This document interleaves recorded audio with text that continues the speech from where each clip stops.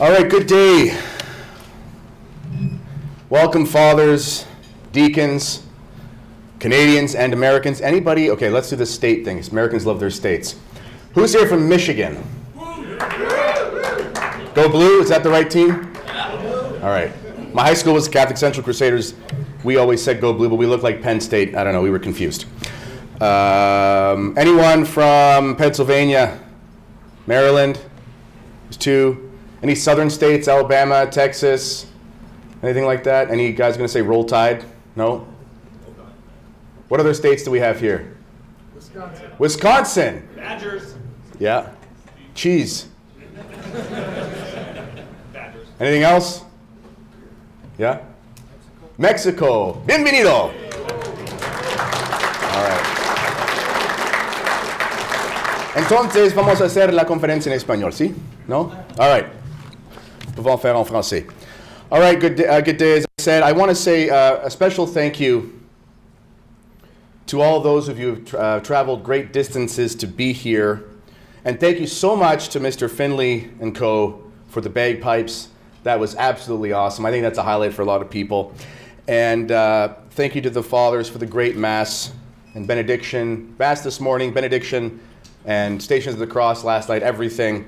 It really, a lot of the guys were saying to me last night after the two or 3 hours we spent at church that their knees really hurt. And I said, good, that's a good way to start a men's conference.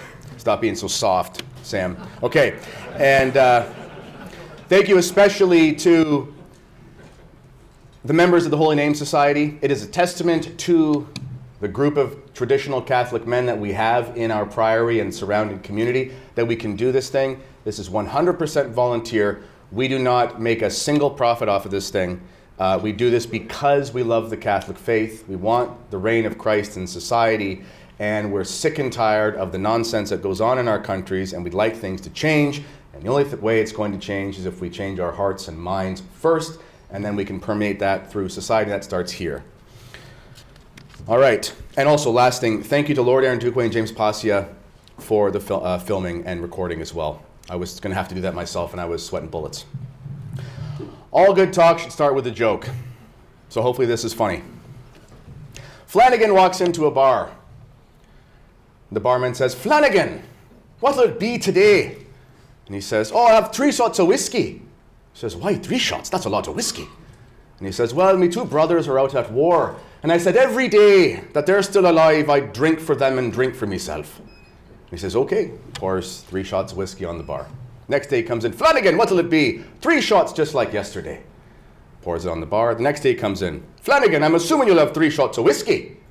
He says, no, just 2 shots today. He says, oh no, Flanagan. Has one of your brothers died? And he says, no, I've just given up drinking for Lent. Thank you, Father Stannis, for that joke last year at the St. Patrick's dinner. All right, before I begin, I live by a certain philosophy when it comes to delivering what I believe to be an important message.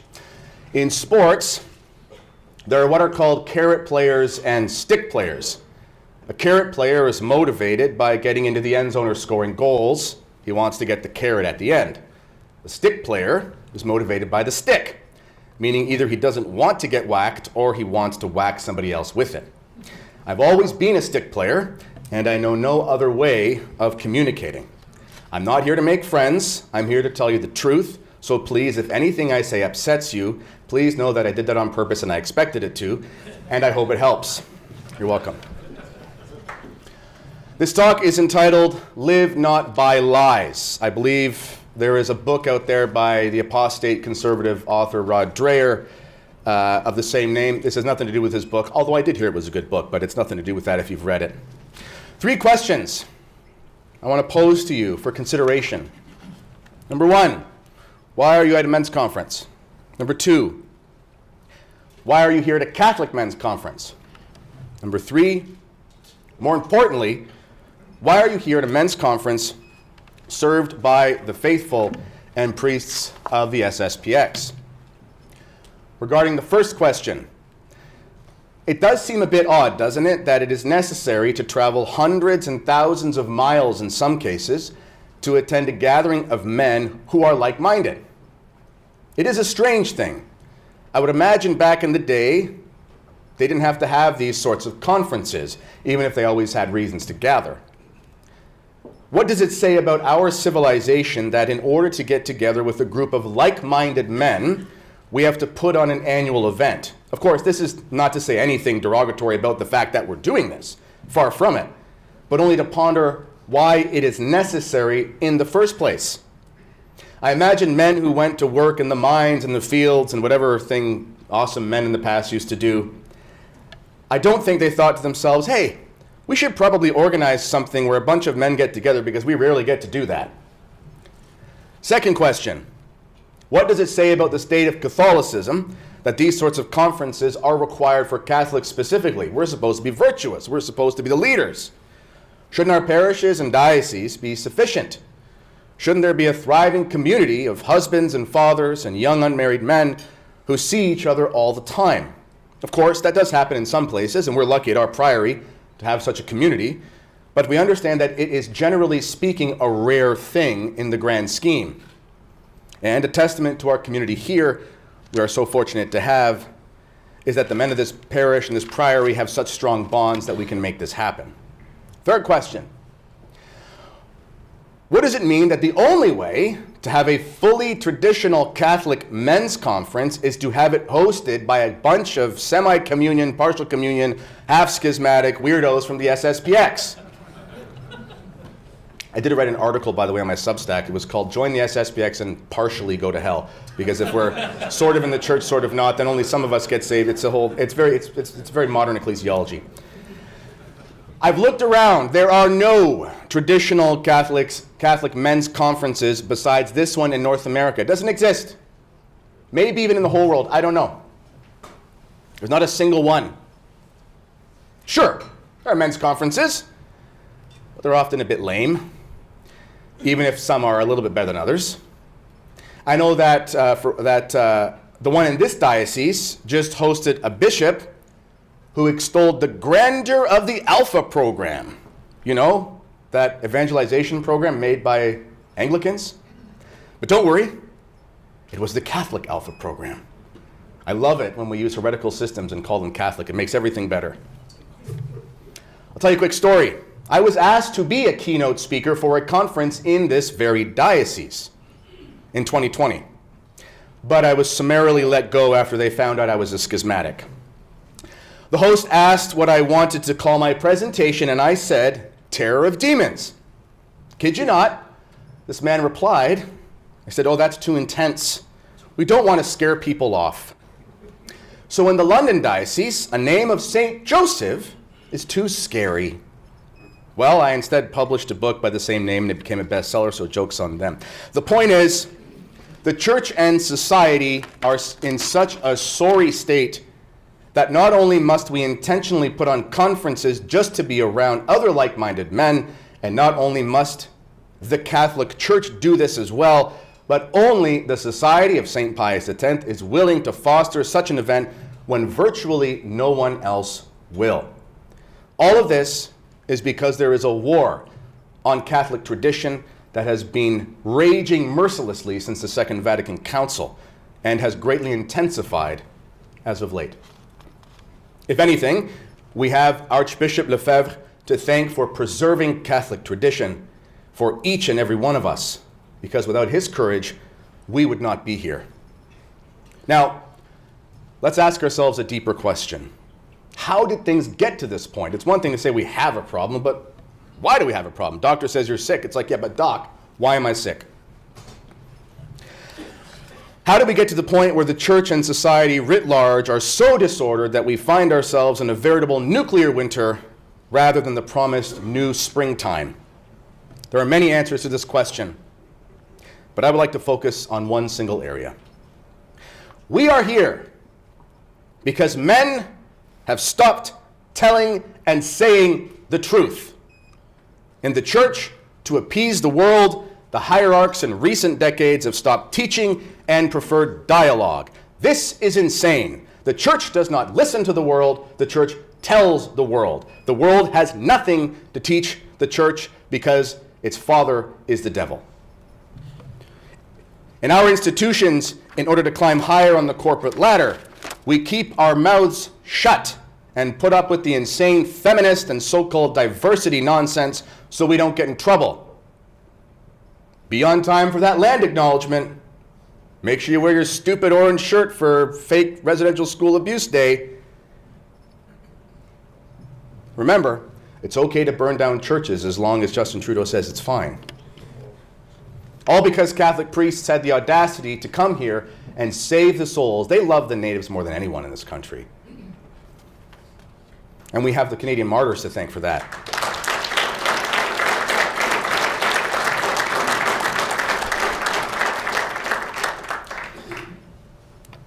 In our homes, many have failed to protect their children and raise them in the faith.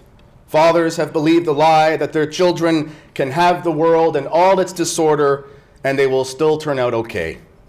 The famous Russian author Alexander Solzhenitsyn, by the way, no one alive can actually spell Solzhenitsyn without looking it up, wrote, there's like 4 Z's and a Q in it somehow, wrote that the Soviet Union lost its power over the citizens when men of courage started to tell the truth. In other words, when they stopped lying. This is because evil of all kinds comes from the father of lies. And all evil is a lie. Whether they be moral, religious, or violent evils, they are all based on lies. Heresies are always lies about religion. Evil politics are always lies about the nature of the human person and society. Bad philosophy is always based on lies about the intellect and reason, and so on. All the evil that besets our world is an extension of the first lie uttered to Adam and Eve: you may eat of this fruit and you will not die the death. That didn't turn out too well. The only remedy for a world run by lies and the bastard liars who oppress the truth is to tell the truth and to tell it boldly. Evil is powerless in the face of truth. This is why the left and the enemies of the church love censorship so much. Now it's funny, the communists and their ilk understand good philosophy and good religion as well as any world-class theologian and intellectual. They understand it so well that they completely inverse it. Their father is the devil, and they're very smart. They know that if we believe that man was created by God at the beginning of the world in the Garden of Eden, this would mean that we have an eternal purpose and an end we must reach for, which is union with God. They understand the power of the sacred history of Genesis so well that they cannot allow it to be believed. We have Genesis, so they give us Darwin. We have Adam and Eve, created specially by God, so they give us a soulless race of monkey men who have by happenstance evolved into human beings who are ultimately nothing but beasts, only a bit smarter, and therefore can be treated like cattle. Get vaccinated just like your beef. The church gives us an understanding of original sin and the effects of the soul which tempt us to immorality. And they give us modern psychology, and the enemies give us modern psychology that explains all these sinful inclinations away as repressions and neuroses. The church gives us the confessional, where those sins may be washed away, and they give us the therapist to whom we can confess our sins for years on end but never be absolved. The church gave us the index of forbidden books to protect our intellects from the lies of Satan and the synagogue, and they give us so-called freedom of the press. But you see, freedom of the press was only a transitionary phase wherein man was duped into believing that he could be the arbiter of what was right and wrong in literature, philosophy, and religion. And once we were summarily corrupted, they brought back their own index. In the past, the index would put books by communists and revolutionaries in their place.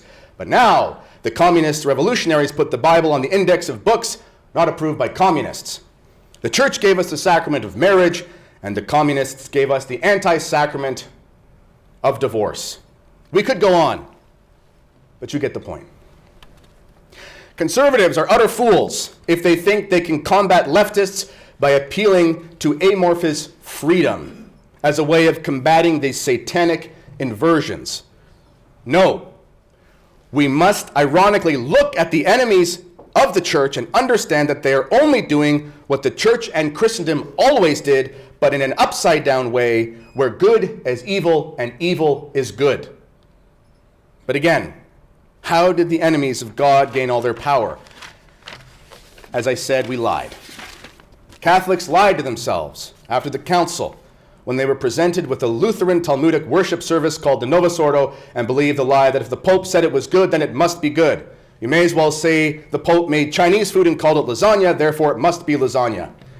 No man, not even the Pope, can tell you that something bad is good and something good is bad. That is the heresy of nominalism, and it was rejected in the 13th century. This is what Mormons and Muslims believe about their false prophets.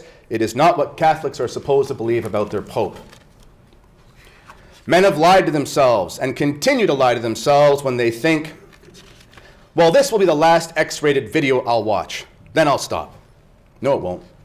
Men have lied to themselves and continue to lie to themselves when they think, I know that my job is filled with iniquity, but if I just put in a few more years, I'll get a nice cushy retirement. Men have lied to themselves and continue to lie to themselves when they think, my child is a good kid, he can have a smartphone and use it unattended in his room. I'm sure he'll make the right decisions. You may as well give the kid a gun filled with mortal sin-tipped bullets and tell him to point it at his heart. Men have lied to themselves by saying, I can go to the local health club to work out. Sure, there are women dressed like they're auditioning to be concubines, but I will surely not look and be just fine. Side note, it's my opinion that it's probably not a good idea for any man to join a co-ed health club any more than there is an excuse for a man to say to his wife, honey, I'm just going to hang out with a bunch of half-naked women who are dancing around me. I could go on, but the point is this.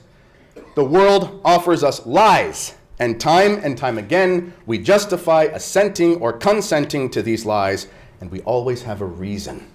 Oh, Kennedy, you can't actually mean that I should say something at work that might get me fired.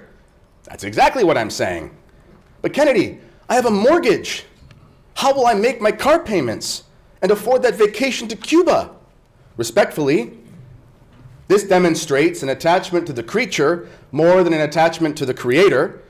It betrays a desire to be respectable in the eyes of men more than in the eyes of God. If that is your decision, your soul may already be lost. This is what Jesus said, who turning to Peter said, Go behind me, Satan. Thou art a scandal unto me, because thou savorest not the things that are of God, but the things that are of men. Then Jesus said to his disciples, If any man will come after me, let him deny himself and take up his cross and follow me. For he that will save his life shall lose it, and he that shall lose his life for my sake shall find it. For what did it profit a man if he gain the whole world and suffer the loss of his own soul? Or what exchange shall a man give for his soul? For the Son of Man shall come in the glory of his Father with his angels, and then he will render to every man according to his works. Amen, I say to you, there are some of them that stand here that shall not taste death till they see the Son of Man coming in his kingdom. Imagine if the Canadian Martyrs thought like that. I don't want to offend the natives. They might cut my head off. You might say to me, Kennedy, that's different. They were priests. They didn't have families to support. You're right. But you know who did have families to support? The early martyrs of Rome. They didn't put up with lies or assent to them just so they could get a pension. Let me tell you a quick story. I used to be a teacher in this town. There came a point when I knew, and I should backtrack here for the Americans, teachers in Ontario make $100,000 after 11 years, and they get an 80% pension. Summers off. Actually, there's a joke that teachers tell. You know, you say to teachers, you get, all these months off a year. They say, no, I only get 2 weeks at Christmas. And they say, what about the summer? You say, those aren't weeks, those are months. The point is, it's the golden goose. You work 6.5 hours a day. You get $100,000 a year. You retire at the age of 55. You get your swimming pool. You spend your winter in Florida when you're playing golf in your 60s, and it's a good life. I had that job. But there came a point when I would have to choose the truth over my career. A career I spent years in school for, and that I spent about $50,000 to obtain. Still am paying some of that off. I had a choice. I could either not tell the truth about the faith, or I could tell the truth about the faith. And I was teaching a religion class. Well, I did tell the truth, and I lost my teaching license. I had to change careers, and in this very town, there was a massive movement to have me ridiculed and shamed by radical activists of the Rainbow Mafia just because I wouldn't say there were more genders than there are slices of bread required to make a sandwich. It's 2.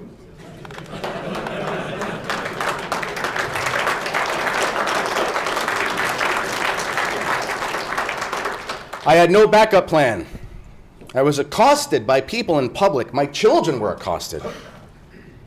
Even family members received things like anonymous phone calls. It was very strange. Threats and all these things. Do you know what could have made it all go away? If I had shut my mouth and just assented to the lies. If I just pinched some incense to the rainbow Caesar, all my troubles would have gone away. I had friends, good conservative Catholic friends say to me, Kennedy, you have a bunch of kids.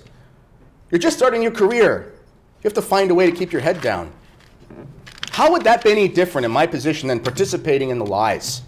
They told me, Kennedy, you don't have to actually say the lies. You can just not say the things you're saying.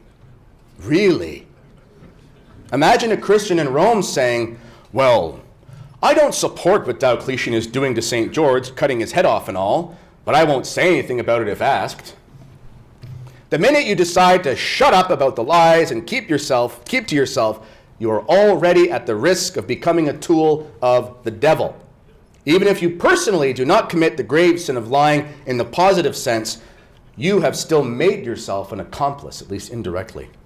In my case, things have worked out. For some reason, there's a bunch of men here who like the things that I say, which I cannot understand to save my life. I had no idea that people would actually want to hear what I have to say, and I could make some sort of modest living out of it. But I will tell you this.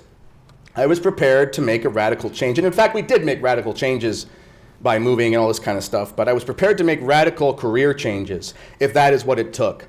Whatever it took was fine with me and my wife. And I should say, I don't want to get misty-eyed, but my wife has been through all this with me.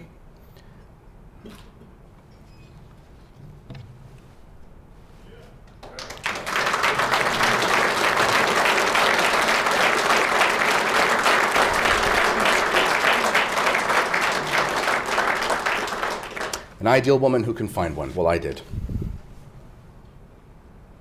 We were prepared to move, for me to go sling rocks, open a pizza shop, whatever it took.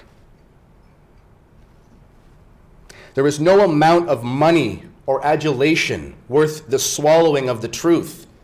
You may as well say you should put a bit of strychnine in your dinner so long as you can have the roast beef.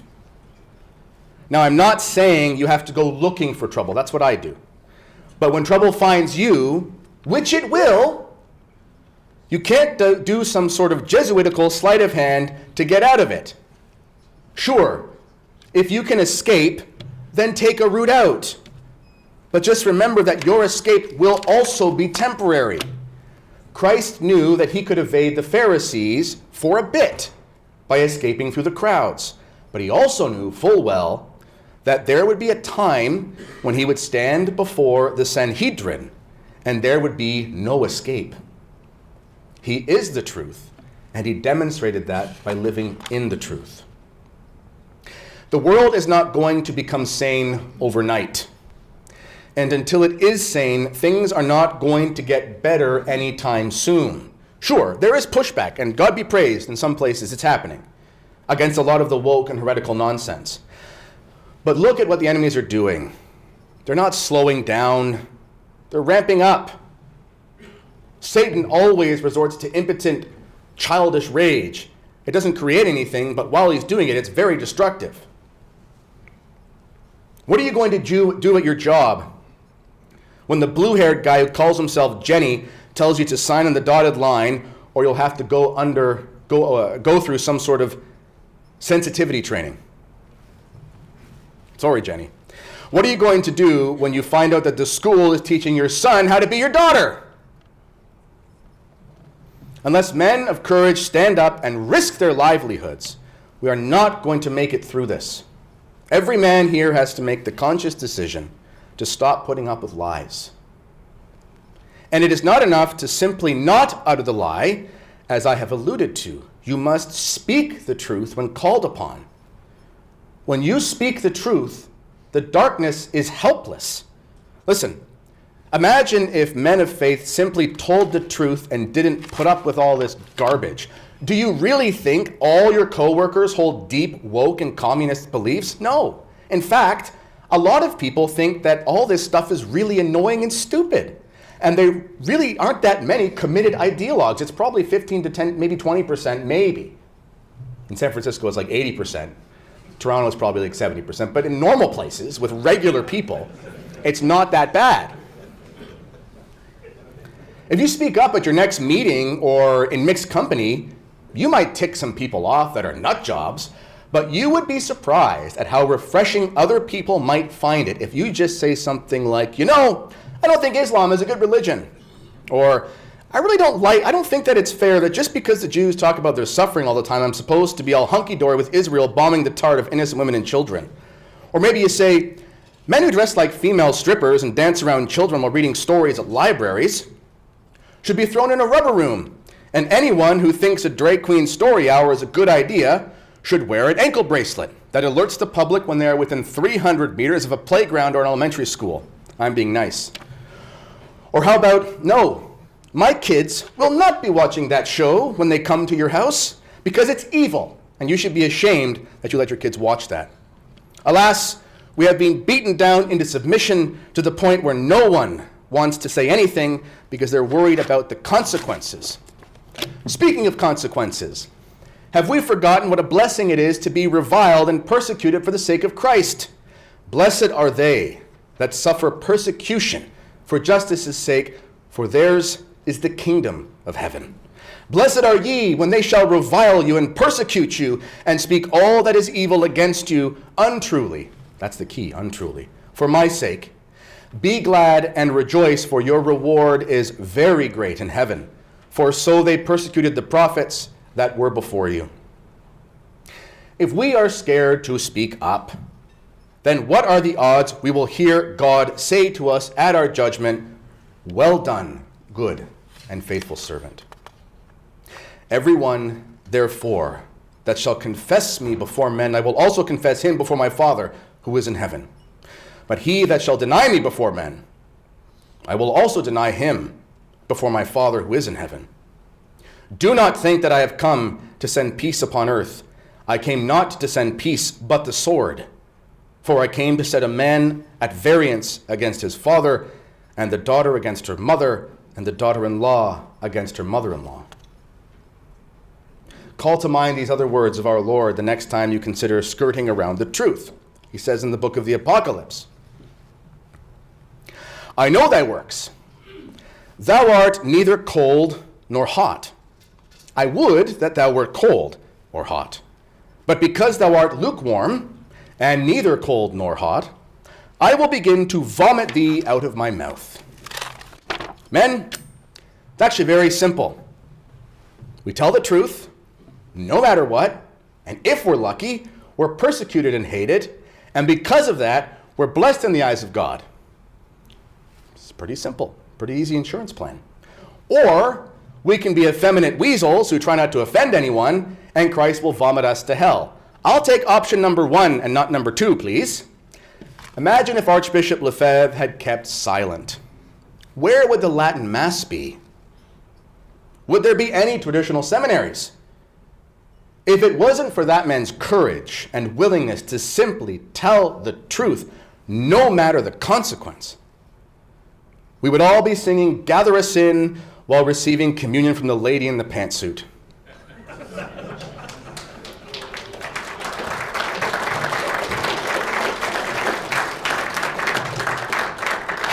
Some of our priests never went to the Novus Ordo. "Gather Us In" is a famous hymn in the Novus Ordo, and it's terrible. These trads, they don't get these jokes, you know? No, I'm just kidding. All right. I'm going to end with something. No staff is in here, right? I'm going to end with something called a Litany of Truth. Well, it's a Litany of Truth. I'm going to say a bunch of things that are super controversial, because I haven't already done that. And I'm going to show you how fun it is to tell the truth.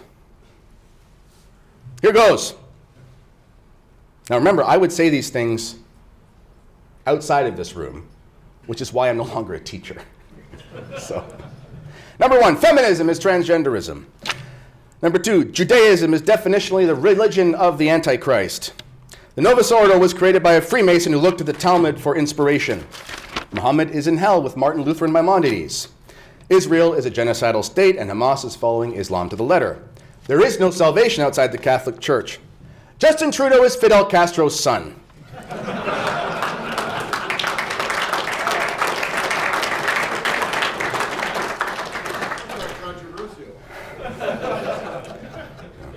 Vatican II was a complete disaster and should be done away with.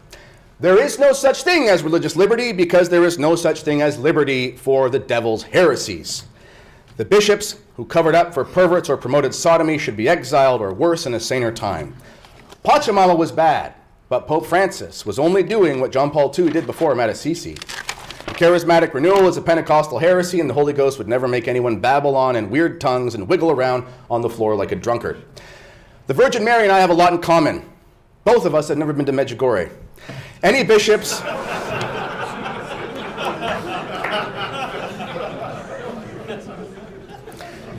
Any bishops who work against tradition are doing the work of the devil and must be resisted. And finally, Archbishop Lefebvre was never validly excommunicated. He was the Saint Athanasius of our time. The bishops and popes who castigated him will be remembered like the bishops and popes who were against the great saint of Alexandria. They preferred heresy over truth. And just like Saint Athanasius, Lefebvre could say to us, they have the buildings, but we have the faith. And one day, he will be declared a saint and doctor of the priesthood. Thank you.